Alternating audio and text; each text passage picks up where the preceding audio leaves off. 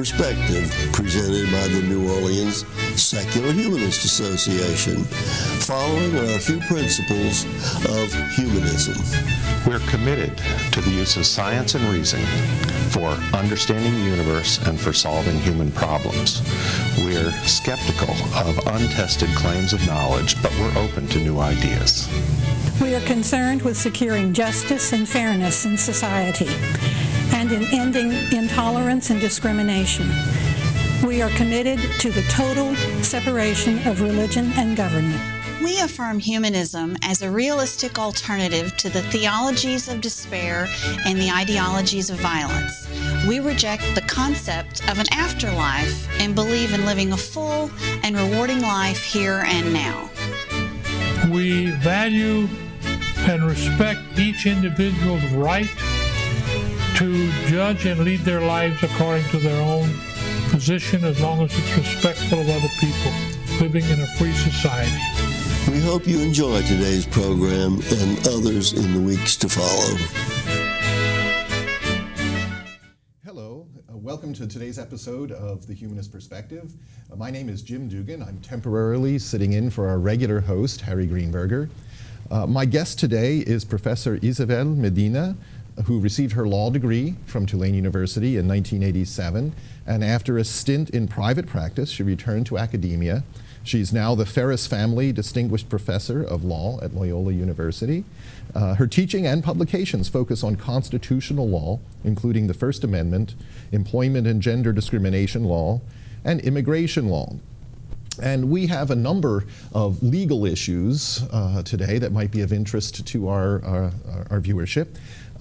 And one of those that I hope we can cover today, a lot more than we could possibly cover in one episode, is a lawsuit currently pending against the Sabine Parish School District, filed by the ACLU.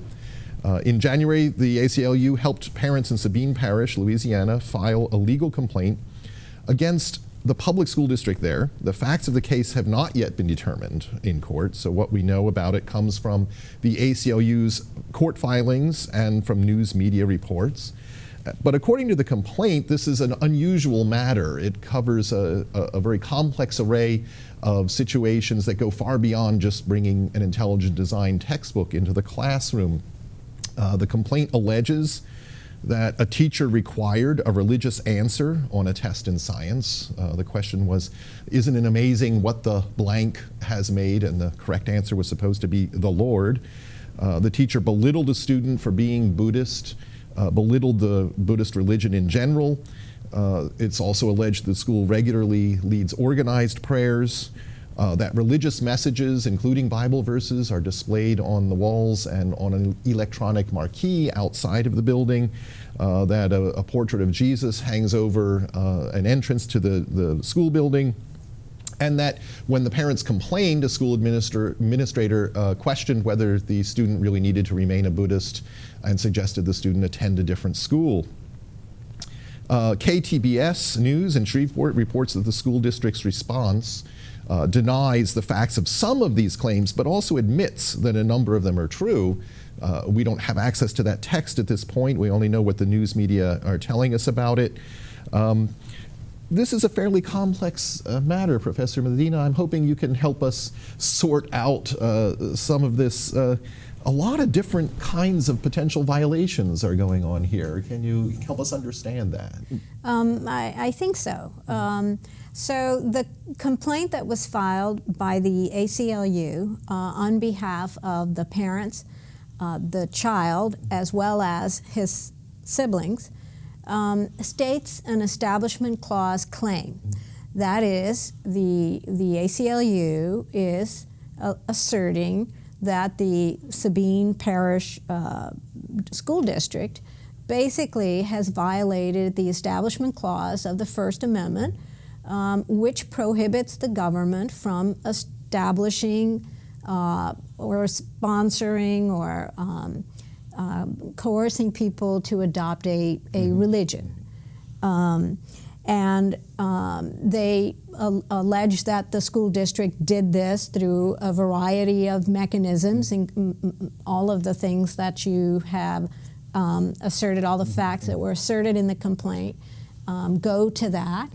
and if they are able to prove that the school district did everything that they assert the school district did in their complaint, they should be able to earn an injunction from the court preventing the school district from continuing those policies.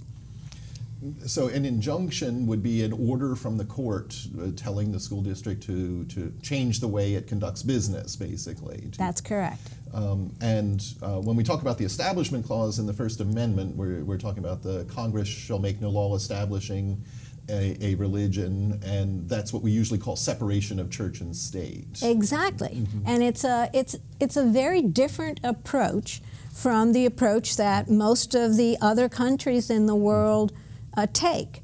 It's ironic that in the complaint, one of the allegations that the parents and children make is that the teacher made some reference to the student about how in different other countries religion is allowed to basically be part of the state or be enforced. It's everywhere, right?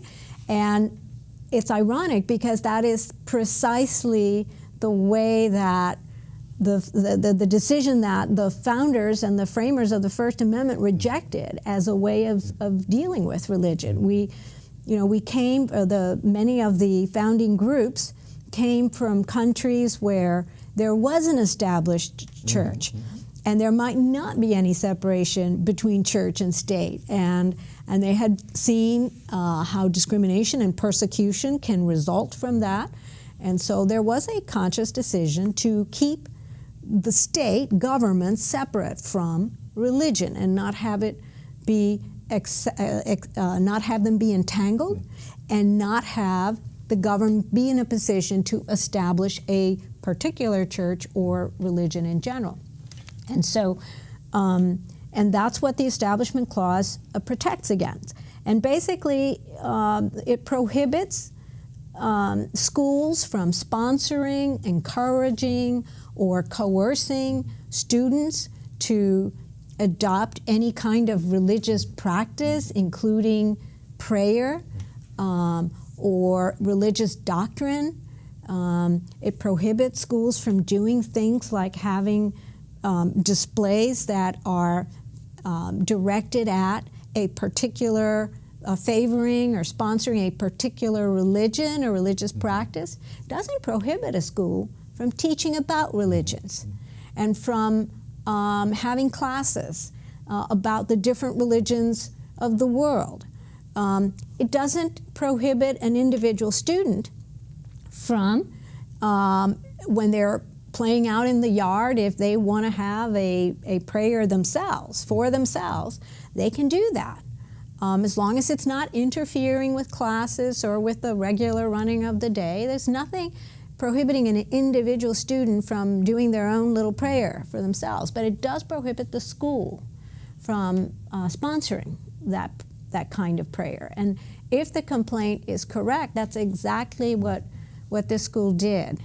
Yeah, certainly they were apparently leading organized prayer, as well as some of these kinds of messages that they had both inside and outside the school building that seemed to be exhorting religious belief and portraying one religion and not others, or you might claim it was Judeo-Christian, I suppose. You could say that there's maybe two religions if they're quoting from Hebrew scripture. But these are, you mentioned some of the distinctions there between what is permitted and what isn't. And I think that's important to talk about because there's been a lot of court cases, a lot of precedent out there about this kind of thing. And is it really hard for a teacher or principal or superintendent to understand the guidelines? Is it hard to differentiate between what's permitted and what's not? Not really, not really. The Department of Education has sent out guidelines to all public school districts. The law is relatively well settled. That is, the Supreme Court has decided numerous cases involving public education, involving Establishment Clause claims involving free exercise claims, and it's actually pretty well settled. There's a lot of guidance out there to guide individual public schools, public school districts, and public school teachers as to what is and is not allowed. So it's very problematic when you have a school district that appears to adopt a formal policy that appears to be, if the complaint if the facts that are alleged in the complaint are in fact established, it would appear to be that that district is operating in violation of fairly well settled law, and that should give us all cause for concern. The ACLU's action against the school district is complex in its own right. They've taken several different steps. One is to, of course, file a lawsuit requesting an injunction, that is a court order that the school district change its practice. But they've also filed letters of complaint with the Department of Justice and the Department of Education.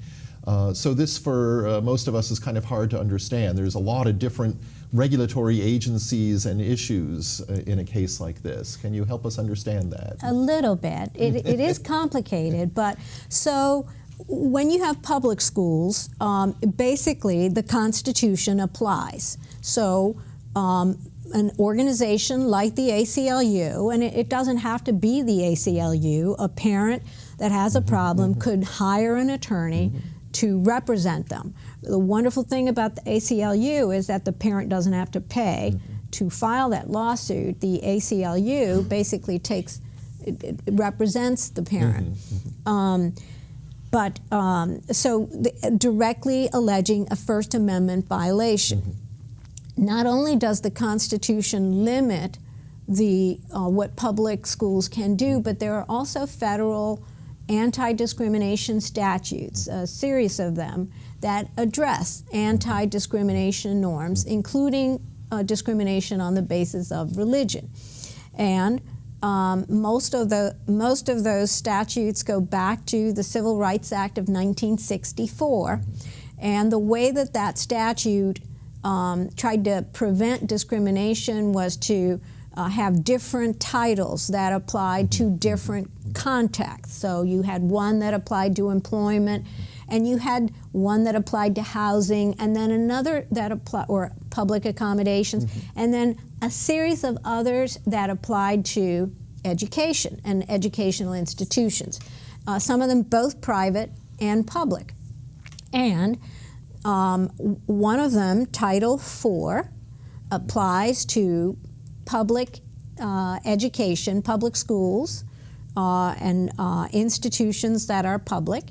And that was a part of the statute that essentially prohibited discrimination on the basis of race, color, national origin, sex, and religion. And that part of the statute is administered or enforced primarily by the Department of Justice. And if parents feel that they're in a public school or in a public school system that they feel is adopting a policy that is discriminating against their children on any of these bases, they could file a complaint with the Department of Justice asking them to investigate. The Department of Justice can conduct an investigation, and they can litigate the case, they can settle the case.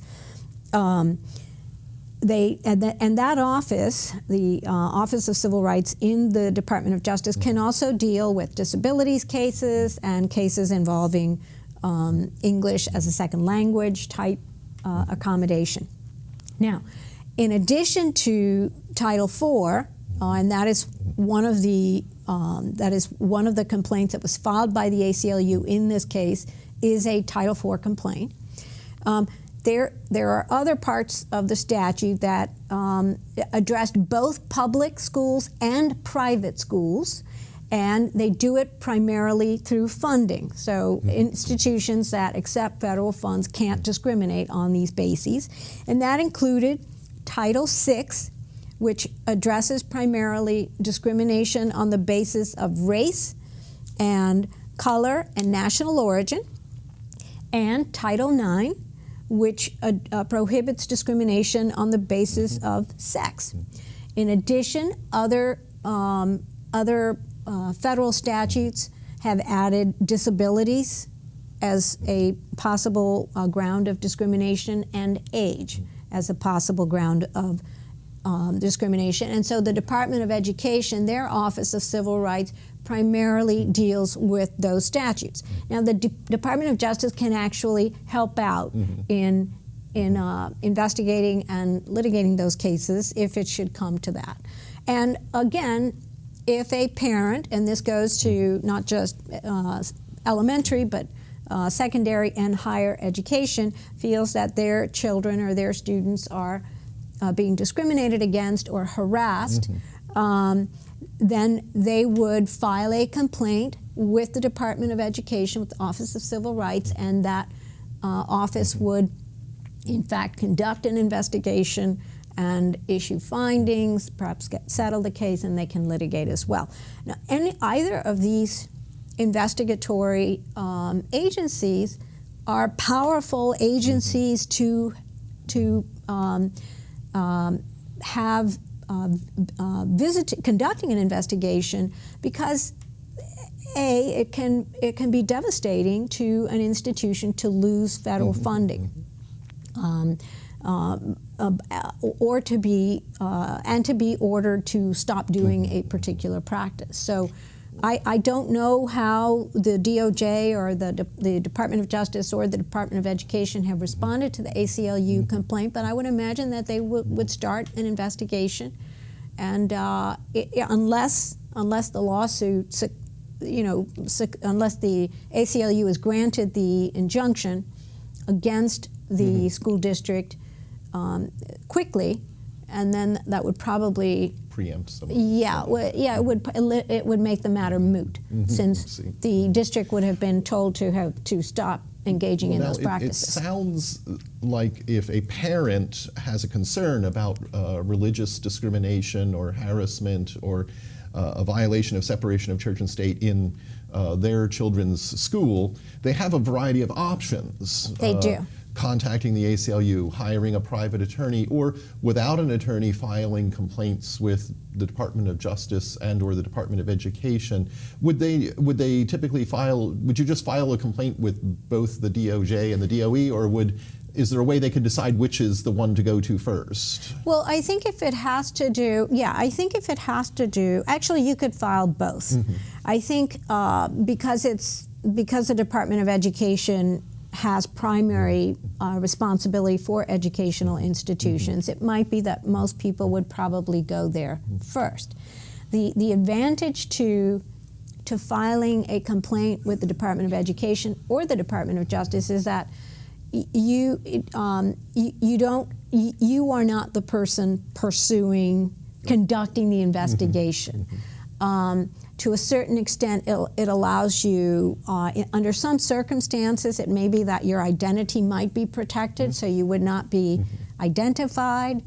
In a case like the ACLU case, even though they might ask for protection in terms of identifying the person who's filing the complaint, and that might in fact be granted by the court, so the child might not be identified by name, because these are small communities where people know each other and people know what's happened. It would be very hard as a practical matter to protect the identity. And I think that's very important in these kinds of cases, because they do involve sometimes people going against the tradition or practice that's long established in a small community, and there can be repercussions to that, social repercussions. It takes strength on the part of parents and students to stand up and say, we want this stopped. It's not always an easy thing to do. It does. And in this particular case, the child had two siblings.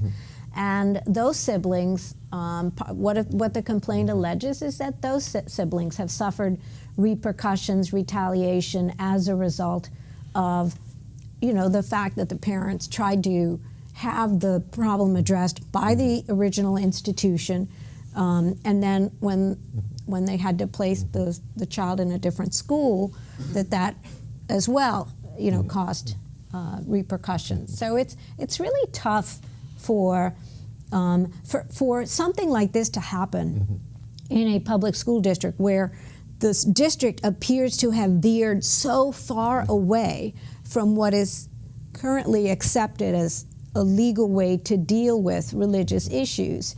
It means that the community, no one in the community has been complaining. And so for someone to step up in that context and speak up and say, please don't do this, can really be challenging, and it can be hard, and it can cause for there to be further harassment, hostility by the community. So it's a really tough thing to do. I'm sure we could go on at great length about the Sabine Parish matter, but we'd hope to get at least one other current legal issue in today's program. So I'm going to arbitrarily change the subject on us. Recently, Arizona Governor Jan Brewer vetoed a bill, Senate Bill 1062 in that state, that would have allowed corporations and other associations to exempt themselves from state and local regulations on the basis of their religious beliefs. The bill didn't explicitly say it, but presumably it was aimed at allowing a business to ignore non-discrimination regulations in order to refuse services to gays and lesbians. I think this kind of legislation is very hard for a non-lawyer to understand. Can you fill us in a little bit on what this was really about? Yes, but I have to tell you, I think this kind of legislation can be tough for even lawyers to figure out. Well, that's comforting in a way. Discomforting, but comforting at the same time. So I think, and part of the difficulty is that this was a state law, and it was, it says, the bill says that it applies only to state law. But it's acting in a context in which there is massive federal legislation, because religious rights and gender rights and anti-discrimination rights are all governed by the Constitution and by federal statutes, including all of the federal statutes that we just talked about. And some of those federal statutes do include protection for sexual orientation. For example, Title IX regulations now protect against discrimination or harassment in the context of sexual orientation. And the Supreme Court has held now in a number of cases that states cannot discriminate against or target groups that for whatever reason are politically disfavored, including groups that are defined by sexual orientation, that when the state acts out of animus or the desire to target a particular group because of that group's identity, that the Constitution doesn't tolerate that. So there's a lot of federal legislation out there governing anti-discrimination norms, and so you have a state sort of coming in and saying, well, we're going to say that any business basically can exempt itself from state laws, not federal laws apparently, but state laws. And those state laws often do provide protection against anti-discrimination, but they may also just require any corporation or business that is open for business, that is, the essence of the corporation is that it's going to be open to the public, that those organizations are not free to discriminate on any basis. That is, if you are an organization and your whole thing is you're going to make money, and so you're going to make cakes or do whatever, and you're going to offer them to the public, that you basically can't pick and choose in the public. Now, you have federal statutes that just plain out tell you can't discriminate, and there are also state laws. And what this law was designed to do, apparently, was to allow businesses to say, well, no, I object to a same-sex marriage, or I object to people who are of a different sexual orientation than heterosexual, and I'm not going to let you enjoy my business, or I'm not going to serve you. And so I think that's basically what the bill was designed to do. You're right, it says nothing about sexual orientation. So, and perhaps it did that because it knew that if it did do that, it was going to have a problem. But the problem was they created an even bigger problem, because now does that mean that you're free to, if you have a race-based, if you object to serving black people for religious reasons, does that mean that you can refuse to serve black people? If you're a member of a religion that thinks women shouldn't be out in the public sphere, does that mean you don't have to serve women? And so it was just opening up a huge can of worms, and I think that's why in Arizona, even people who had helped put the bill through the legislature finally said to the governor, don't veto this bill, don't sign it, because it's a huge problem. It's just going to open this gigantic can of legal worms that's going to carry on for years and years. And that ultimately, I can't see it being upheld, because generally the court has never said that you have a religious right to absolutely exercise your religion. And in fact, all of the federal anti-discrimination statutes carve out very narrow exemptions from their norms for religious institutions, religious churches. But individual persons, corporations, for-profit corporations simply don't enjoy that freedom. So we're fast running out of time. Maybe we can squeeze in another little point on that. I think that this kind of legislation raises an important question, because certainly individuals have a right to exercise their religion, and most laws of this about discrimination certainly allow exemptions for churches, the things that are directly religious institutions. But can a for-profit corporation have a religion, and can it claim, and who decides? I mean, can it claim a religious exemption even if the law says there's a religious exemption? Well, I think that's what the Arizona bill would have done for Arizona laws. I think the court has, up to date, pretty consistently not recognized that corporations have any religious free exercise rights. And neither has the federal government. No federal statute gives corporations such a right. There are a couple of cases before the court that might pose this issue, and I would be surprised to find the court or to see the court recognizing such a right. Corporations, by their nature, are secular. Their only reason for being is to make money and to protect themselves from being liable, to having their owners be liable for whatever they do. Thank you so much, Professor Isabel, Professor Isabel Medina. We are just about out of time for today, and thank you so much for enlightening us on these rather difficult legal issues. And we look forward to another episode where we'll bring up maybe some other legal issues of this type.